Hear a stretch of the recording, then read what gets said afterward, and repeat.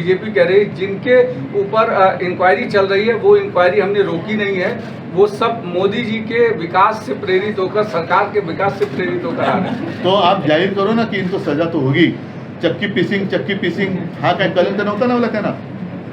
मला हेच म्हणायचं, मी एक शब्द बोललो तर त्यांना लागला, पण तुम्ही संपूर्ण खानदान बर्बाद करून टाकता, उद्ध्वस्त करता, वाटेल तसे बेगुमान आरोप करतात. आता तसं तर संजय राऊत आहे, अनिल परब आहे, इथं सगळ्यांना सुद्धा काय कमी छायतात ती लोक. अध्यक्षांनी नोटीस पाठवलेली आहे कोणाला? हो, मग त्याने ज्यांच्यावरती आम्ही आक्षेप घेतलेला त्यांना नोटीस जायलाच पाहिजे आणि कायद्याप्रमाणे ते अपात्र ठरलेच पाहिजे. कारण सुप्रीम नाही, विलंब म्हणण्यापेक्षा त्याला ती एक मुदत दिली होती, ती मुदत आता संपत आलेली आहे. कारण सुप्रीम कोर्ट सुद्धा किती काळ वाट बघेल. आणि सुप्रीम कोर्टाने स्पष्ट शब्दामध्ये त्याच्यामध्ये तसे ते नाही म्हटलं तरी निर्देशच दिलेले आहेत. आता ते मानायचे की नाही मानायचे, आणि मानले नाही तर पुन्हा सुप्रीम कोर्ट आम्हाला दिलासा किंवा न्याय देईलच.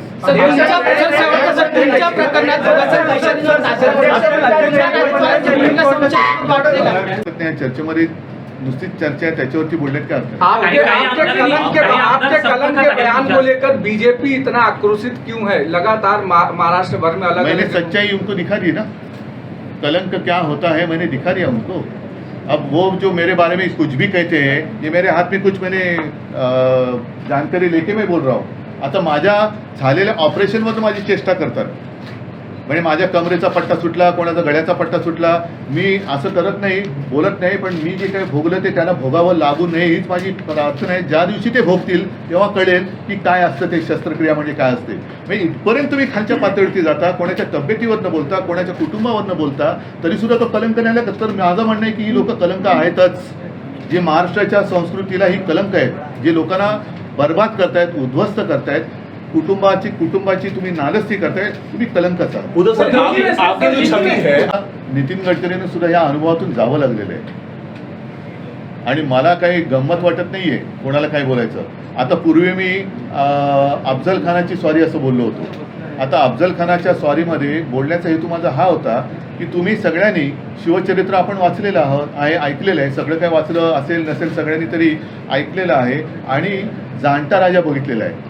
त्या जाणता राजामध्ये तो प्रसंग आहे, अफजल खानाची स्वारी आले आणि ते कान्होजी जेले नाईक हे छत्रपती शिवाजी महाराजांना भेटायला जातात आणि सांगतात की खानाचा खलिता आली आहे. तो त्यांच्या भाषेमध्ये ते बोलले आणि त्याच्यामध्ये त्यांनी लिहिले, एक तर आम्हाला येऊन सामील व्हा, धर्मांतर करा, नाहीतर कुटुंबासकट मारले जाल. आता हे ईडी, इन्कम टॅक्स, CBI जे घराघरात घुसवत आहेत, म्हणजेच त्याचा अर्थ तोच आहे की कुटुंबासकट सामील व्हा, नाहीतर कुटुंबासकट आम्ही तुम्हाला कापून टाकू.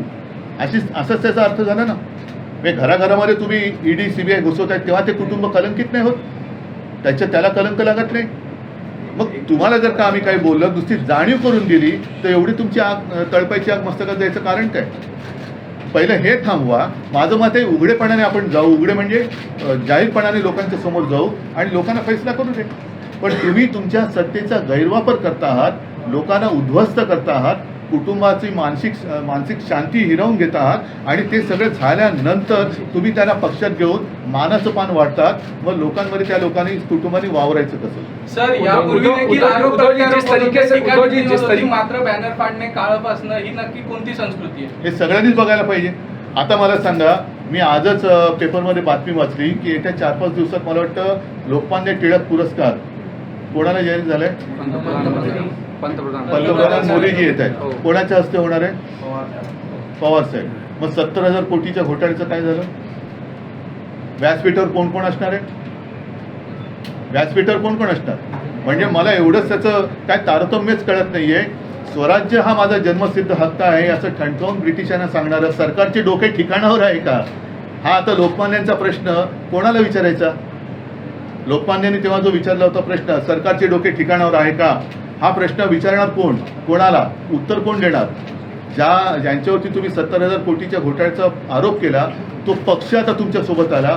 पवारसाहेब तुमच्याबरोबर व्यासपीठावर असणार, आमच्यातले मिंदे तुमच्यासोबत असणार. मग शेवटी लोकांनी बघायचं काय? कोण कलंकित आणि कोण कसला, म्हणजे कोण कोणाला कलंक लावतोय. आणि मग निदान आपण एक माणुसकी म्हणून एकमेकाचा आदर तो ठेवला पाहिजे. जे काय आरोप असतील त्या आरोपाला जागा, आरोप करताना जबाबदारीने वागा. आरोप केल्यानंतर ते केवळ त्यांना घाबरून टाकून पक्षात घेतले आणि आरोप चौकशी बंद केली. मग पहिले ज्यांना तुम्ही घाबरून पक्षात घेतले त्यांच्या चौकशीचं पुढे काय झालं? उद्धव जी जिस तरीके से तुम्ही ऐसी सारी चीजें रात के अंधेरे में होती है, वो बातें हमने उन्हीं से सीखी है. वो हुडी वगैरह पहन कर जाना पड़ता है और जब तक कुछ होता नहीं तब तक वो बोला नहीं जाता. तो भाई आप क्यों बोलूं? दूसरी बात अगर होती भी होगी तो मैं क्यों बोलूं? दूसरा सवाल ये है कि आप कार्यकर्त्यांना भेटण्याचा कार्यक्रम ठेवला होता. त्यातच गेले काही महिन्यांपासून पोहरादेवीचं दर्शन घेण्याचं माझ्या मनामध्ये होतं. पण एकूणच त्याच्या आधी चाललेल्या सभा वगैरे वगैरे याच्यामध्ये ते काय जुळत नव्हतं. म्हणून मी म्हटलं की नाही, आता आपण ठरवलं तर पोहरादेवीचं दर्शन घ्यायचंच, आशीर्वाद घ्यायचे. दर्शनाच्या निमित्तानं तिथे गेल्यानंतर तिथे सुद्धा एक छोटेखानी सभा झाली. अमरावतीमध्ये कार्यकर्त्यांचा मेळावा झाला, नागपूरमध्ये कार्यकर्त्यांचा मेळावा झाला. मेळावे तर झालेच, परंतु नागपूर, दिग्रस आणि अमरावती हा जो काय माझा प्रवास होता, त्या प्रवासामध्ये आपणही पाहिलेला आहात की अनेक छोट्या मोठ्या गावांमध्ये लोक थवेच्या थवे हे थांबले होते, माझ्या स्वागतासाठी थांबले होते. उत्साह दांडगा आहे, मनामध्ये एक उद्वेग आहे, संताप आहे, राग आहे.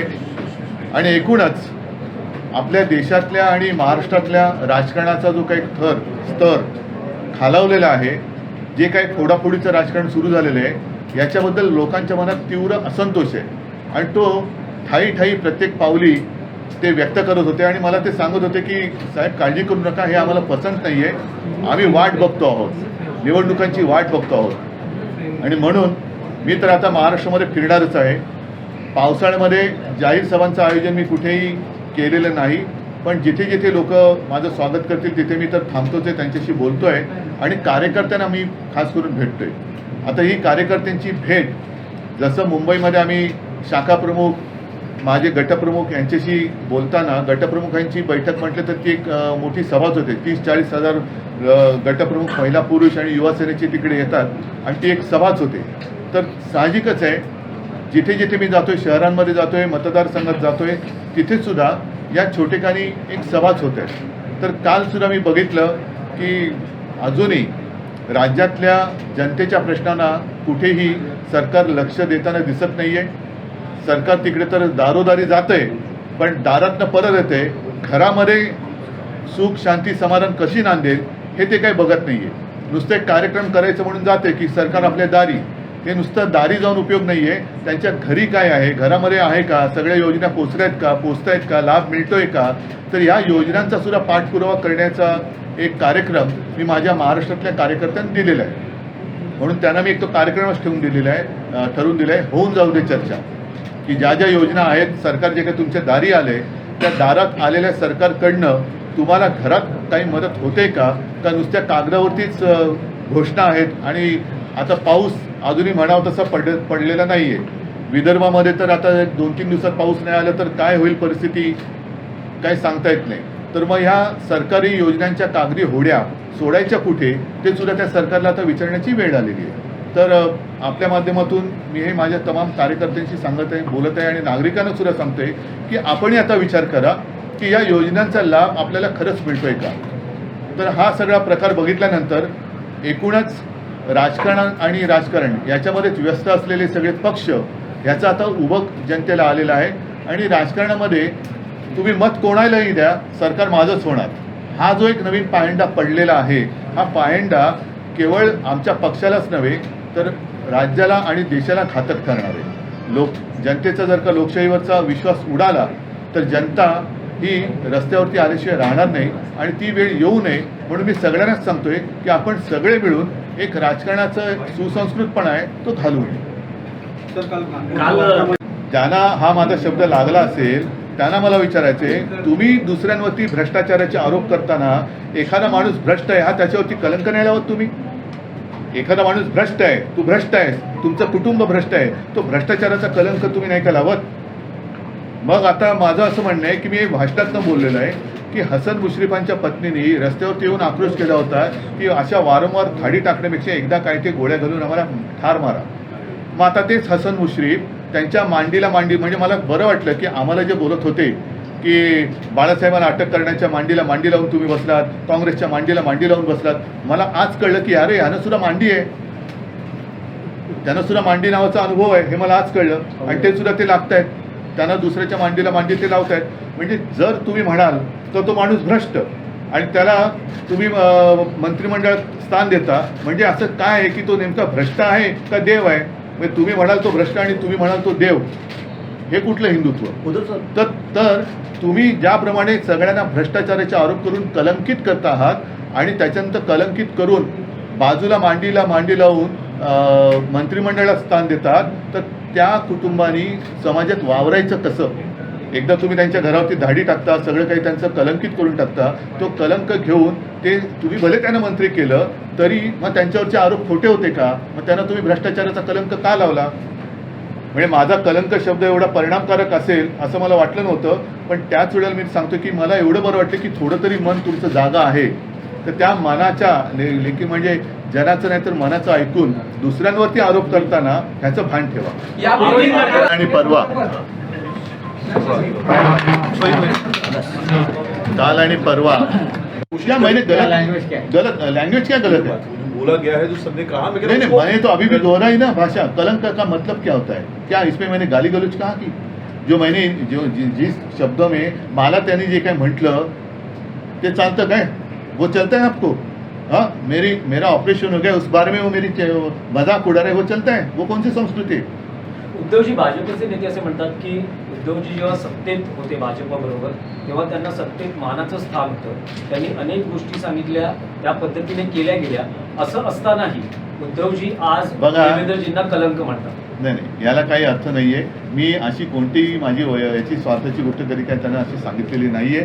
आणि मला सुद्धा हाच प्रश्न आहे, 25-30 वर्ष हिंदुत्वासाठी एकत्र राहिल्यानंतर 2014 साली असं काय घडलं होतं की तुम्ही माझ्याशी युती तोडली? तेव्हा पण मी हिंदूच होतो ना, आज सुद्धा हिंदूच आहे. पण हेच माझं म्हणणं आहे की तुम्ही म्हणाल तो दगड, तुम्ही म्हणाल तो भ्रष्ट, तुम्ही म्हणाल तो डाकू, तुम्ही म्हणाल तो देव, तुम्ही म्हणाल तो संत, तुम्ही कोण? तुम्ही कोण? तुम्ही म्हणाल ते आम्ही मानायचं, असे तुम्ही आहात तरी कोण? म्हणजे तुम्ही ज्या वेळेला राष्ट्रवादीला भ्रष्ट म्हणता तेव्हा राष्ट्रवादी भ्रष्ट, तुम्ही ते सोबत आले का? आता म्हणजे पूर्वी बाळासाहेब असताना आमच्याकडे एक व्यक्ती आली होती, त्याला अजूनही महाराष्ट्रात असतील, ते गोडबाबा म्हणायचे. आणि ते गोडबाबा काय करायचे की ढीकभर मिरच्या खायचे आणि त्या मिरच्या त्यांना गोड लागायच्या. आता याने मिरची पण गोड लागायला लागली. एक हफ्ते से ज्यादा का समय हो गया. एक हफ्ते से सुप्रीम कोर्टानं मोकळा केलाय. तुमच्या कालावधीमध्ये भगतसिंग कोश्यारी यांच्या संदर्भात बराचसा वाद गाजला होता, परंतु आता सुप्रीम कोर्टानं तो आता काय असं आहे की आता देशाचं राजकारण IPL सारखं झालेलं आहे.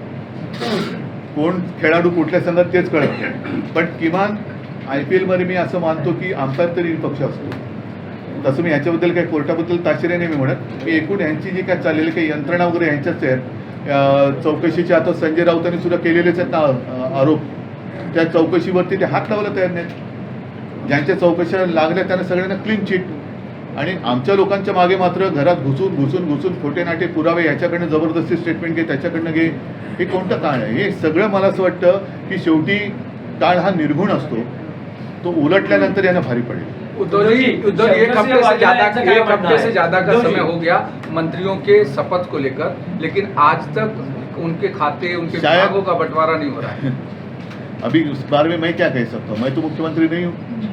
नहीं, लेकिन आपस में लड़ाइयाँ चल रही हैं क्या? जंग में कहीं न खाते कहीं वाटपावर बीच में आपके पास एक आहे, आता पहिले किती मंत्री होते?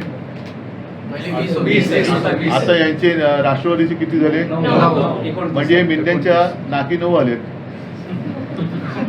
एकूणच मिंदे काय भाजपच्या नाकी 9 आलेत ना. आता हे 9 मंत्री म्हणजे नाकी 9 आलेत. त्यांना खाती कोणती देणार? आणखी किती 9चा पाढा कितीने वाढवणार? तर हे नाकी 9 आले ते त्यांना लक लाभो. मी पहिलंच म्हटलंय बघा, प्रत्येक गोष्टीला आपण शुभेच्छा द्याव्या. मी शुभेच्छा दिलेल्या आहेत. नांदा सौख्य भरे. काही आमदार जे आहेत ते वाघेला यांना काही काही भेटतात. भेटतात. शंकरशेठ वाघेला आलेले भेटायला, जे गुजरातमध्ये मोदींचे कट्टर विरोधक मानले जातात. त्यांचं काय म्हणणं आहे, काय चर्चा झाली तुमची? चर्चा काय नाही. आता त्या एक जुनी आठवण मी सांगतो. ज्या वेळेला त्यांचं आणि तेव्हा ते भारतीय जनता पक्षात होते, ज्या वेळेला त्यांचं आणि भारतीय जनता पक्षाचं पहिल्यांदा बिनसलं तेव्हा तुम्हीच म्हणजे चॅनलनी बातम्या लावल्या होत्या की शंकरसिंग वाघेला निघाले, मातोश्रीला पोचणार, शंकरसिंग वाघेला निघाले, मातोश्रीला पोचणार. आणि त्या दिवशी प्रमोद महाजन अचानक आले होते. तर बाळासाहेबांनी विचारलं, अरे प्रमोद तू कसा काय झालास अचानक? तो म्हणाला ते शंकरसिंग वाघेला तिकडनं निघालेत. तर मग ते मातोश्रीला येत आहेत, पुढे काय? नाही त्याला भेटू नका. तो म्हणाले तू सेना आणि भाजपची युती आहे, काय करायचं ते मला कळतंय, तू काय काळजी करू नको आणि तू काय मला सांगण्याची गरज नाही आहे.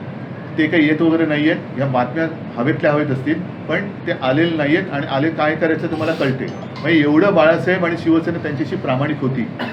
तेव्हा काय वाघेला येणार नव्हते, पण आले असते तरी बाळासाहेबांच्या मनात घट्ट होतं की तुमचं त्यांचं बिनसलं म्हणून मी काय त्याला माझ्याकडे घेतो अशातला भाग नाही. तर एवढं राजकारणामध्ये आम्ही पथ्य पाळणारी लोक आहोत.